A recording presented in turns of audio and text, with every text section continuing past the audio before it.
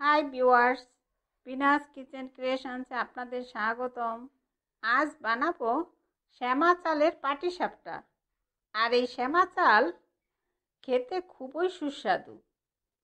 আর এই শ্যামা চাল দিয়ে পিঠা, পায়েস সব কিছুই হয়। শ্যামা চালের পায়েস আমার চ্যানেলে দেওয়া আছে, চাইলে আপনারা দেখে নিতে পারেন। চলুন শ্যামা চালের পিঠা বানাতে কি কি উপকরণ লাগবে একবার দেখে নিই। প্রথমেই লাগবে শ্যামা চাল, খেজুরের গুড় বা চিনি, সুজি আর দুধ।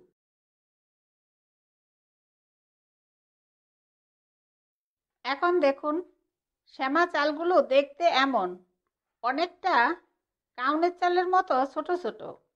আর এই চালগুলো 2 ঘন্টা আগে ভিজিয়ে রেখে এরপর ভালোভাবে ধুয়ে পানি ঝরিয়ে নিয়েছি। আর এইখানে 2 কাপ চাল রয়েছে।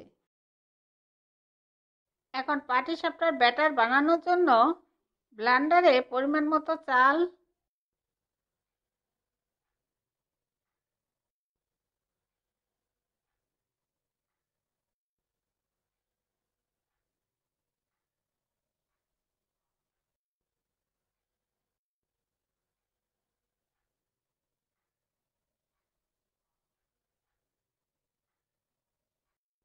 স্বাদ মতো খেজুরের গুড়, আধা কাপ পরিমাণ সুজি,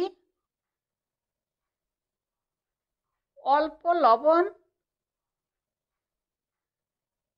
আর জাল দিয়ে ঠান্ডা করে নেওয়া পরিমাণ মতো দুধ দিয়ে সব চালগুলো বেটে দিব।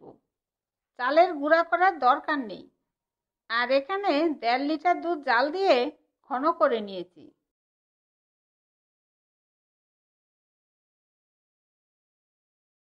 এখন দেখুন, চালগুলো বাটার পর ব্যাটারটা দেখতে এমন পাতলা হবে। আর পিঠার মিষ্টি ও লবণ আপনাদের স্বাদ মতো দিবেন। এখন কড়াইয়ের বাকি দুধ দিয়ে পিঠার পুরের ক্ষীরাটা বানিয়ে নিব। আর দুধ তাড়াতাড়ি ঘন করার জন্য দিব 1 টেবিল চামচ পরিমাণ চালের গুঁড়া। আর স্বাদ মতো অল্প লবণ দিয়ে দুধ অনবরত নাড়তে থাকবো। আর দুধ শুকিয়ে ঘন হওয়া পর্যন্ত অপেক্ষা করব।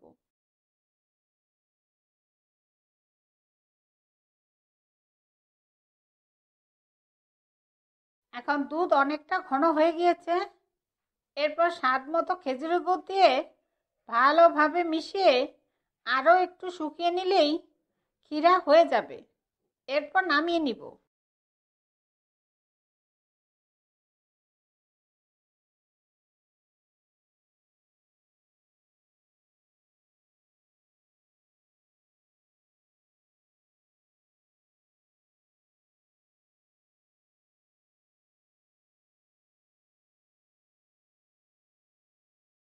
এখন পিঠা ভাজার জন্য প্রথমে কড়াইতে একটু সরিষার তেল ব্রাশ করে নিব।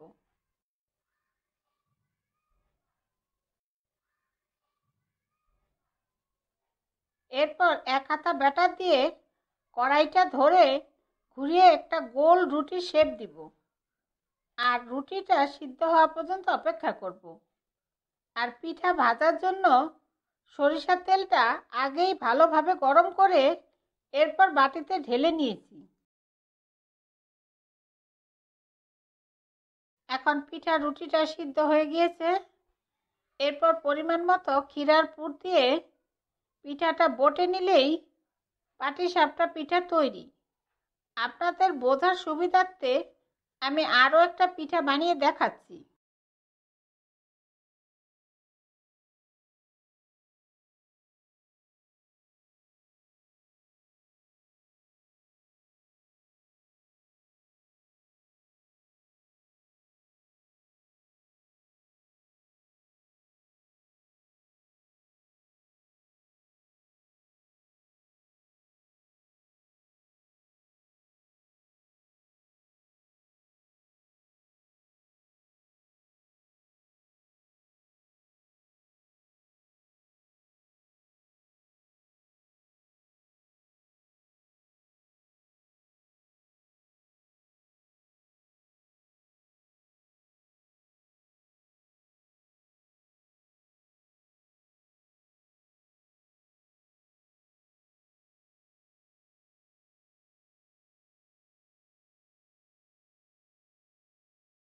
আর এইভাবেই সবগুলো পাটিসাপটা বানিয়ে নিব, এরপর পরিবেশন করব।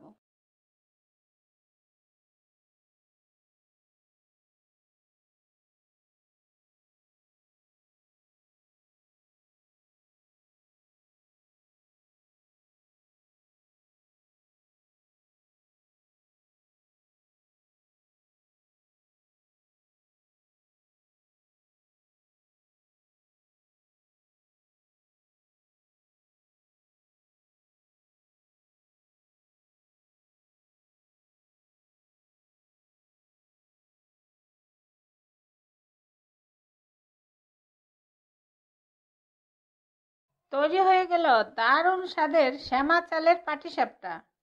আর এইভাবে বাড়িতে অবশ্যই শ্যামা চালের পাটিসাপটা বানিয়ে খেয়ে দেখবেন। আপনাদের সুবিধার্থে সব উপকরণ ও তার পরিমাণ আমি ডিসক্রিপশনে দিয়ে দিব। আর এই রেসিপিটা আপনাদের কেমন লাগলো আমাকে কমেন্টসে জানাবেন। আর ভালো লাগলে অবশ্যই একটা লাইক দিবেন। আর নতুন বন্ধু হলে সাবস্ক্রাইব করার জন্য অনুরোধ রইল। আমার ভিডিওগুলো দেখার জন্য আপনাদের অনেক অনেক ধন্যবাদ।